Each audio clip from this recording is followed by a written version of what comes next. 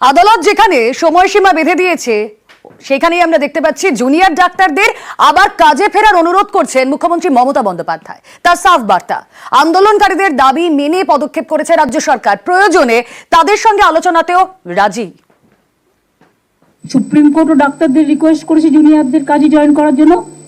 আমিও মিটিং থেকে রিকোয়েস্ট করব, দয়া করে আপনারা কাজে যোগদান করুন। যদি মনে করেন আপনাদের কিছু বলার আছে, ইউ আর অলওয়েজ ওয়েলকাম। আপনারা 5 জন 10 জনের একটা টিম নিয়ে আসুন, আমি কথা বলতে পারি। স্বাস্থ্য ভবনে গিয়ে আপনারা 3-4টে ডিমান্ড করে এসেছিলেন, সব কটা ডিমান্ড মানা হয়েছে। নাইট ডিউটিতে মহিলা চিকিৎসকের ধর্ষণ, খুন, তারপর থেকেই তোলপাড়। নানা ব্যক্তির বিরুদ্ধে নানা অভিযোগ, একের পর এক দাবি উঠতে থাকে, সেটা মেনে নিয়ে পদক্ষেপও করতে থাকে রাজ্য সরকার। প্রথমেই দাবি ওঠে অধ্যক্ষর পদ থেকে সন্দীপ ঘোষকে সরানোর।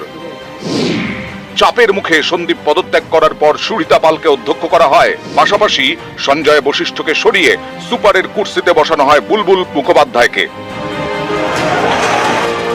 তোলপাড়ের মধ্যে 14ই আগস্ট রাতে আরজিকর হাসপাতালে তাণ্ডব চালানো হয়। এরপরেই নতুন অধ্যক্ষ, নতুন সুপার, চেস্ট মেডিসিন বিভাগের প্রধানকে সরানোর দাবিতে সরব হন আন্দোলনকারী জুনিয়র ডাক্তাররা। সেই মতো পদক্ষেপ করে স্বাস্থ্য দফতর। 22শে আগস্ট আরজিকরের একাধিক অফিসার বদল করা হয়। সুরিতা পালের জায়গায় আরজিকরের নতুন অধ্যক্ষ করা হয় মানস বন্দ্যোপাধ্যায়কে, যিনি বারাসাত মেডিকেল কলেজের অধ্যক্ষ পদে ছিলেন।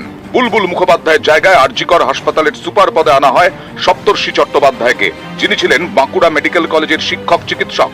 আরজিকরের চেস্ট মেডিসিন বিভাগের প্রধানের পদ থেকে সরিয়ে দেওয়া হয় অরুণাভ দত্ত চৌধুরীকে। এরপরেও জুনিয়র ডাক্তারদের কর্মবিরতি চলতে থাকে।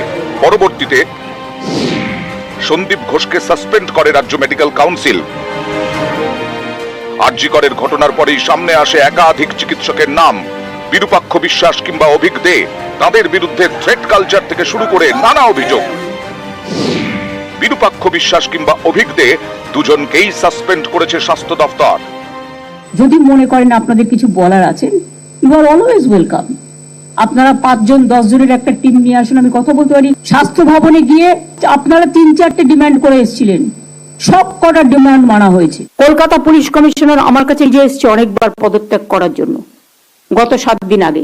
সামনে পুজো, আপনারা এবার আমায় বলুন, ল অ্যান্ড অর্ডার লোকটাকে তো জানতে হবে যে থাকবে কোথায়, কি পুলিশ পোস্টিং আছে। এটা পুজোর সময়।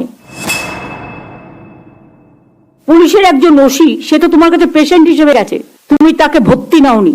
এই হাসপাতালগুলো কথা আমাদের মনে রাখতে হবে। অনেকে এখানে কাজ করছে না, কিন্তু প্রাইভেট হসপিটালে গিয়ে কাজ করছে, এবং এতে কর্পোরেট বিজনেস বেড়েছে। নিউজ 18 বাংলা।